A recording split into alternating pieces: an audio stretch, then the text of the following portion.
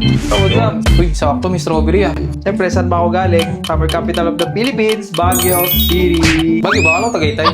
Baguio, boss. Ayun. Tsaka ito, strawberry brittle daw. So, bagong ano nila, innovation. So ngayon guys, sa gagawin naman natin, sisimulan na natin mag-build ng mga aquarium tank. Siyempre, kasama natin ngayon si brother. So bale, dalawa yung gagawin natin ngayon na design. Ikaw brother, anong pinaka-design na gagawin mo ngayon? So ito, kung gusto mo ng mga schooling na isda, no, like mga guppies, ito perfecto sa inyo. Pwede dito sa loob ng kwarto mo. Sakura tree. Wow. Yan. So makikita nyo, meron siyang ninja sa likod, si Hayabusa yan. So lalagay lang natin siya dito, no. Same lang nung una natin ginawa. Lagay lang natin muna siya sa gitna. Yan. So nakasintra na rin yan, no. So isang buo na siya, dikit. Yan, ganyan siya katibay. Wow. Yan.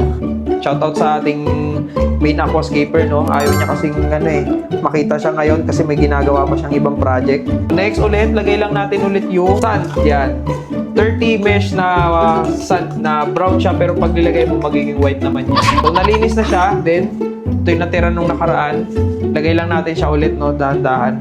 So manipis lang muna ilalagay ko sa unahan banda para ma-emphasize pa rin yung design. Siyempre, yan yung pinakauna or yan yung perspective na makikita Kakapalan ko na lang sa likod para mas magmukhang mataas na lugar. Tunahin ko lang muna yung bawat gilid. Mas mabidi ako mahihirapan sa huli mamaya. Tapos parang ang ganda ng aquarium mo, no? Parang curve siya. Anong klaseng design yan? Ito yung tinatawag na low iron tank. Kung makikita mo, curved din siya, no? Yung side nito. So, may innovation na siya sa pag-aquascaping natin. So, ito yung pinili natin. Tama ka na maganda talaga siya at quality yan.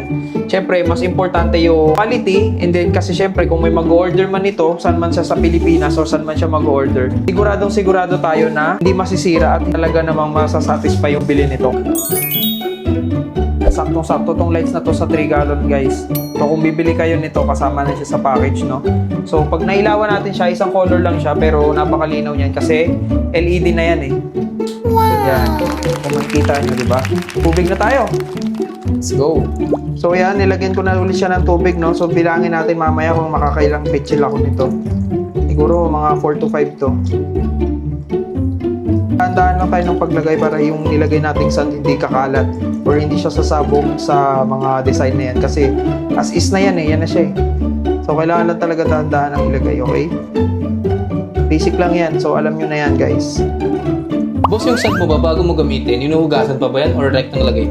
So oo, kasi kailangan talaga natin siyang hugasan. Hindi natin masasabi kung ilang araw na rin siya nakastay dun sa binili na natin So para sure, kailangan natin siya talagang banlawan. Babanlawan, mabilis lang naman siya babalaw. Pero mga ilang beses lang para matanggal talaga yung pagkalino niya. Para kasi siyang palikabok. Yun, pag natuyo talaga ng matagal siya or matagal siyang na-stay. So, mabilis lang, banlawan mo lang ilang beses. Tapos, patuyuin mo ulit, tsaka ilagay mo na siya ulit dito. Yan. So, ganun lang siya kasimple. Wait lang! Boss, parang ang ganda ng Sakura bonsai mo dyan. Tunay ba siya? Handcrafted siya, no?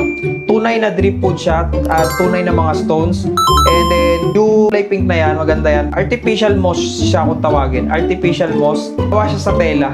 So, nilagyan lang namin siya ng aqua glue para maging ganyan yung ma-achieve yung ganyang design. So, yun yung composition ng Sakura tree natin. So, check out nyo na lang yan sa ating social media, no? Follow nyo lang kami, Jupiter Aquatic Empire. Boss, yung tubig, ganyan ba talaga siya? Magandang tanong din yan, no? Kung pag magbibuild ka talaga ngayon or magbibuild ka pa lang ng tank, ganyan talaga yung magiging itsura ng tubig mo kasi yung mga sand, yung mga design, bababa pa siya Yung mga small particles ng sand, parang alikabok siya, no? So, hindi pa siya talaga agad na bumababa. So, 2 to 3 days tingin ko. Tapos, lagyan natin ng filter at kasama ng beneficial bacteria. So, ano ba ang beneficial bacteria? Di ko alam, di ko nakikita yun Basta nasa tubig composition yun.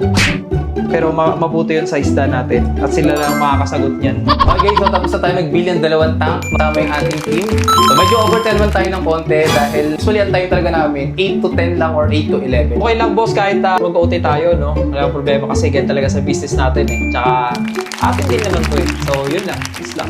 Yun, so okay. Wala pa rin. Okay lang yung boss, kahit na magpas tayo, ganyan naman tayo lagi. Tsaka syempre, business Talaga? yan. Oo. Yan. Sige, dahil dyan hanggang 1 tayo. Hanggang alauna. Okay? Kasi sabi mo, okay lang naman. Saan pupunta? Okay guys, that's all for tonight. No? Tapos na po yung vlog natin. So see you sa next vlog.